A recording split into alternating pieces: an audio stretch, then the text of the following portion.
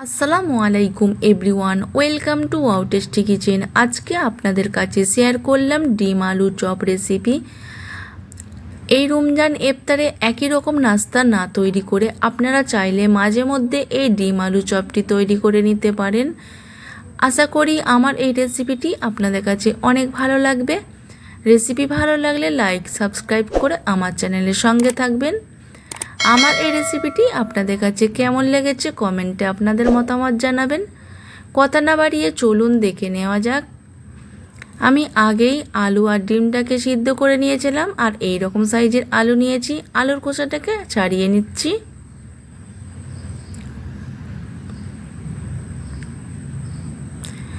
আলুর খোসাটা ছাড়ানো হয়ে গেছে, এরপরে ডিমের খোসাটাকে ছাড়িয়ে নেব।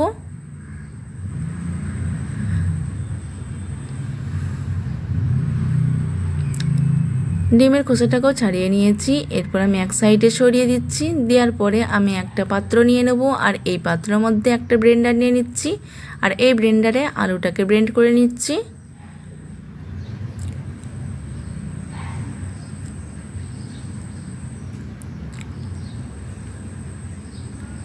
সব আলুগুলো ব্লেন্ড করা হয়ে গেছে। এরপর আমি ডিমটাকে ব্লেন্ড করে নিচ্ছি।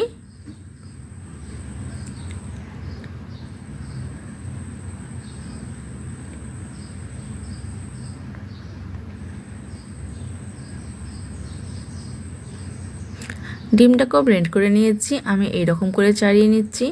এরপর আমি কিছু সবজি কেটে নিয়েছি। মিডিয়াম সাইজের দুটো পেঁয়াজকে কুচি করে নিয়েছি। মিডিয়াম সাইজের পেঁয়াজ কুচিটা দিয়ে দিলাম।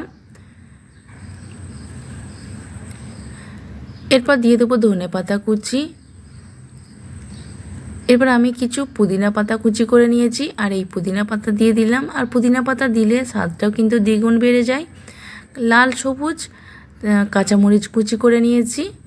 এরপর দিয়ে দেবো স্বাদ মতো লবণ, দিয়ে দিচ্ছি হলুদ গুঁড়ো। এরপর দিয়ে দেবো লঙ্কা গুঁড়ো। ঝালটা আপনারা আপনাদের পছন্দ মতন দিয়ে নেবেন। এরপর দিয়ে দিচ্ছি ধনে গুঁড়ো, হাফ চা চামচের একটু বেশি দিয়ে দিলাম। আর জিরে গুঁড়ো দিয়ে দিচ্ছি, গরম মশলা দিয়ে দেবো, গোলমরিচ গুঁড়ো, আদা রসুনের পেস্ট হাফ চা চামচের একটু বেশি দিয়ে দেবো, 2 চা চামচ টমেটো সস। এরপরে দিয়ে দেবো 2 চা চামচ কর্নফ্লাওয়ার। এরপরে ভালো করে মিক্সড করে নেব।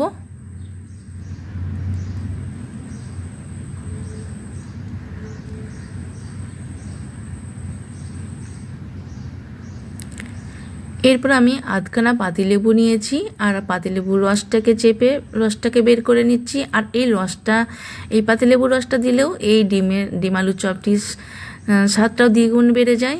এরপরে ভালো করে মিক্সড করে নেওয়ার পরে হাতে একটু আমি তেল লাগিয়ে নিয়েছি। আমি এখানে চপের শেপ দিয়ে নিচ্ছি। আপনারা আপনাদের পছন্দ মতন শেপ দিয়ে নেবেন। এই ডিম আলু চপটি খেতেও কিন্তু ভীষণ ভালো লাগে, আর খুব কম সময়ে এই ডিম আলু চপটি তৈরি করে নেওয়া যায়। তো এই ডিমের এই বড়া সব শেপ দিয়ে নিয়েছি। আমি এই প্লেটের মধ্যে উঠিয়ে নিলাম। আমি আবারও একটা করে দেখাচ্ছি।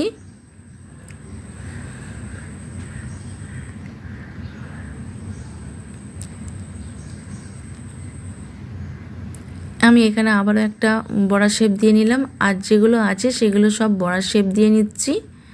তো সব নাস্তাগুলো আমি ঠিক এই রকম শেপ দিয়ে নিয়েছি। এরপর আমি এক সাইডে সরিয়ে দিয়ে আমি একটা প্লেট নিয়ে নিচ্ছি, আর এই প্লেটের মধ্যে দিয়ে দিচ্ছি ব্রেড ক্রাম্বস। এটা বাজারের কেনা ব্রেড ক্রাম্বস। তো এরপরে নিয়ে নেবো একটা পাত্রের মধ্যে আমি 2 চা চামচ ময়দা নিয়ে নিয়েছি, আর দিয়ে দিচ্ছি স্বাদ মতো লবণ। এরপরে একটু পানি দিয়ে ব্যাটার তৈরি করে নেব। পাতলা একটা ব্যাটার তৈরি করে নিচ্ছি।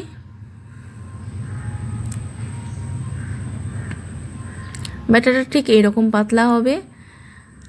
এরপরে আমি ডিম আলুর চপটাকে আমি এই ব্যাটারের মধ্যে ডুবিয়ে নিচ্ছি। এরপরে উঠিয়ে নিয়ে আমি ব্রেড ক্রাম্বসের উপরে দিয়ে দিচ্ছি, আর এইরকম করে ব্রেড ক্রাম্বস লাগিয়ে নিচ্ছি।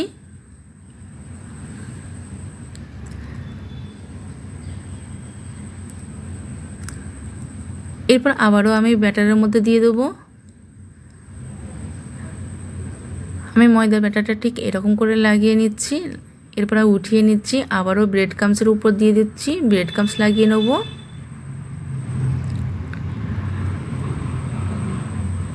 তো এরকম করে আমি ব্রেড ক্রাম্বস লাগিয়ে নিচ্ছি।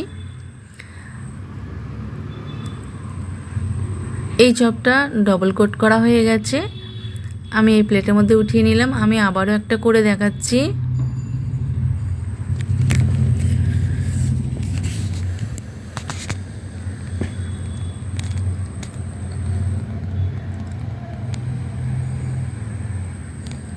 ডবল কোট করলে কি হয়, খুবই ক্রিস্পি হয় আর খেতেও কিন্তু ভীষণ ভালো লাগে। তা আমি আবারও ময়দার ব্যাটারের মধ্যে দিয়ে দিচ্ছি। দেওয়ার পরে আমি ঠিক এরকম করে ব্যাটারটা লাগিয়ে নিচ্ছি। এরপরে উঠিয়ে নেব। উঠিয়ে নেওয়ার পরে আবারও ব্রেড ক্রাম্বসের উপর দিয়ে দিচ্ছি, দিয়ে ব্রেড ক্রাম্বস লাগিয়ে নিচ্ছি। তো এটাও ডবল কোট করা হয়ে গেছে। আর সবগুলো একই প্রসেসে আমি ডবল কোট করে নিচ্ছি।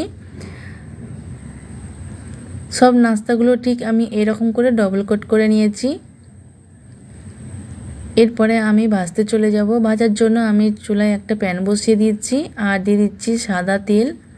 তেলটা গরম হয়ে এলে আমি এক এক করে এই নাস্তাগুলো তেলের মধ্যে দিয়ে দিচ্ছি।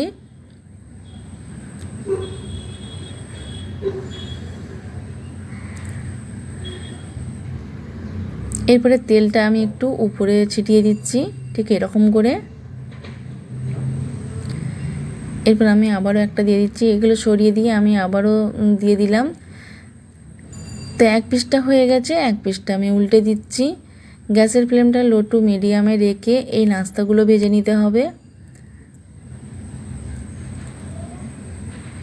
আর এই নাস্তাগুলো খেতে কিন্তু ভীষণ ভালো লাগে।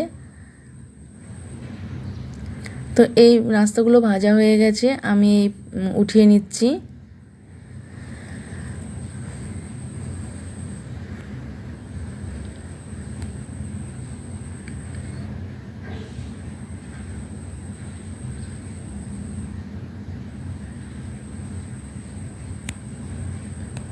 তা আমি আবারও যেগুলো আছে এই তিনটে আমি আবারও ভেজে নিচ্ছি।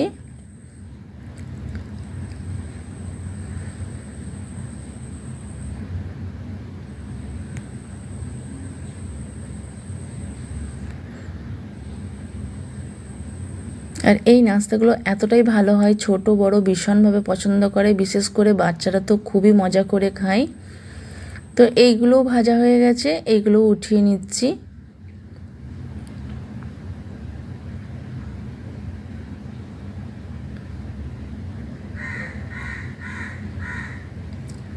এরপর আমি পরিবেশন করতে চলে যাব। তো খুব সহজে এগুলোও তৈরি করে নিলাম আর পরিবেশনের জন্য চলে এলাম। আর দেখতেই পাচ্ছেন কত সুন্দর দেখতেও লাগছে, যেমন দেখতেও সুন্দর, খেতেও কিন্তু ভীষণ ভালো। এরপর আমি সৌন্দর্যের জন্য আমি একটা ব্ল্যাক কালারের প্লেট নিয়ে নিয়েছি আর এই প্লেটের মধ্যে আমি এই নাস্তাগুলো ঠিক এরকম করে একটু সাজিয়ে নিচ্ছি।